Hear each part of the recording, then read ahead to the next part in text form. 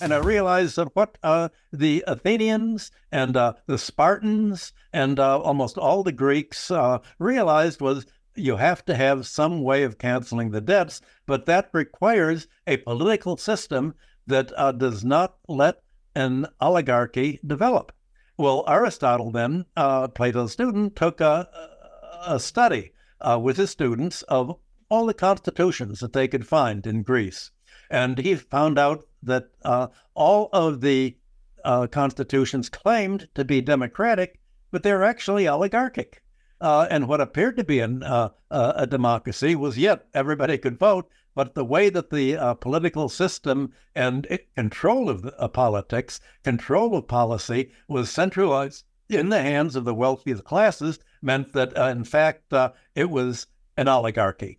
And that was a problem that all of antiquity had. You, of course, had it much more in Rome that waged war on Athens, burned it to the ground, totally destroyed Sparta at the end of the 3rd century BC, and then began to move up into Macedonia and other areas whose rulers also tried to cancel the debts to hold the loyalty of the population there. The result was that in Rome, you had the votes weighted pretty much like it is in the United States. The rich people's votes were worth maybe 10 to 100 times as many votes as the lower people. They had organized by wealth class, just like in America. It's the donor class that decides how much money to give to the political candidates, and whoever can give the most money for them to buy television time and pay bribes and get their judges in control win. So we're in exactly the same kind of oligarchy. So Greece, Rome, and all the way down to modern society have never solved the problem that the ancient Near Eastern rulers did. Hammurabi, the Sumerians, the Assyrians, all over the Near East. It turns out that in order to have what is economic democracy, liberty, freedom from having to run so deeply into debt that you end up working off your debt to the creditor class, the only way is to have a central authority figure who's pledged to cancel the debts owed to the creditor oligarchy. Well, that seems unthinkable today. They call it socialism. And of course, that is socialism.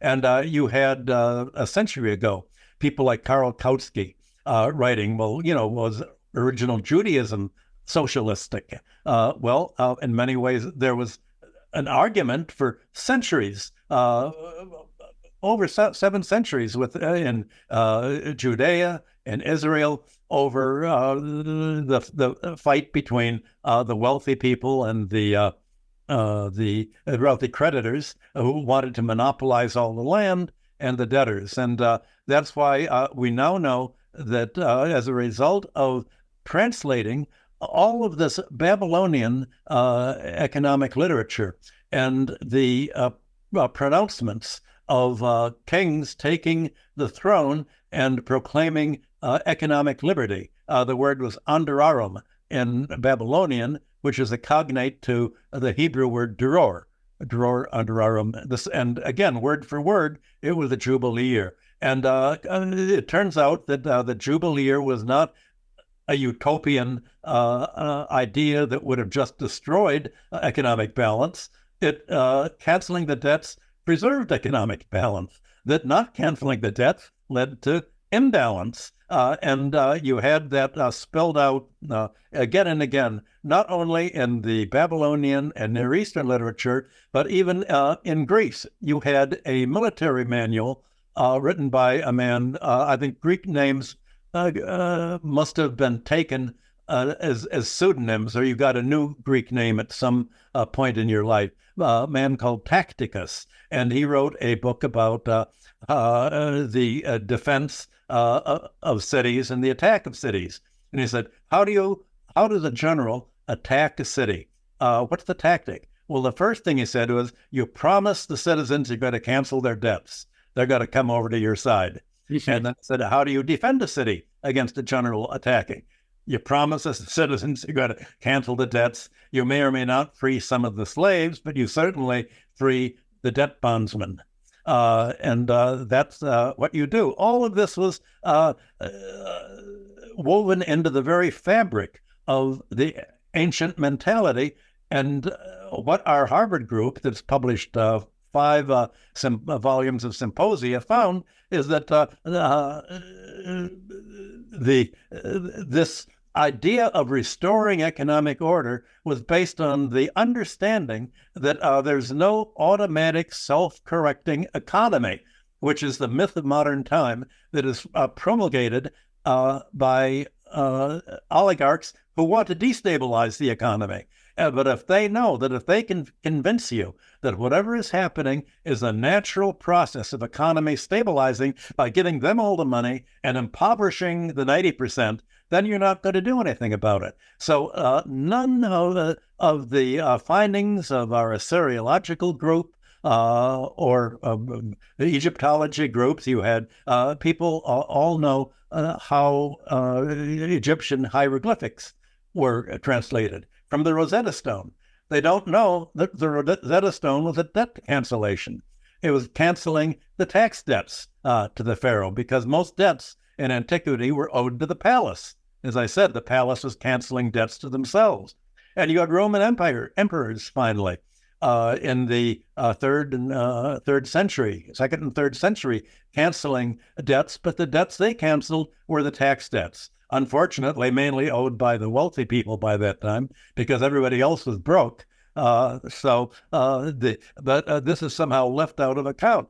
So you have the idea. There's a book From Plato to NATO that shows how the reconstruction, the fake history of antiquity, the fake history of Greek and Roman philosophy was all meant to wipe out the context for what was this philosophy all about? What were the social problems they were dealing with? And if they realize that the natural tendency of economies is to polarize and to become unstable, then you need a deus ex machina. You need someone, a ruler from without, to override it and say, okay, we're not going to sacrifice the economy, polarize it, and bring on a dark age just because we support the idea that all debts must be paid. It's more important that society as a whole survive than that the richest 1% of the population gets even richer by impoverishing the 99%. And that turns out to be the first 3,000 years of ancient philosophy. Not a word in Western civilization. There's this myth that Western civilization begins with taking all of this economic and financial and social context into a new context without any of this, and in the Greek and Roman oligarchies, as if the oligarchy founded civilization instead of did everything they could to destroy it. And once you realize that, you realize that today, why is it that China is pulling ahead? Because it's centralized the money creation, debt creation, banking, and credit as a public utility, which it was in Sumer, Babylonia, Assyria, all over ancient society.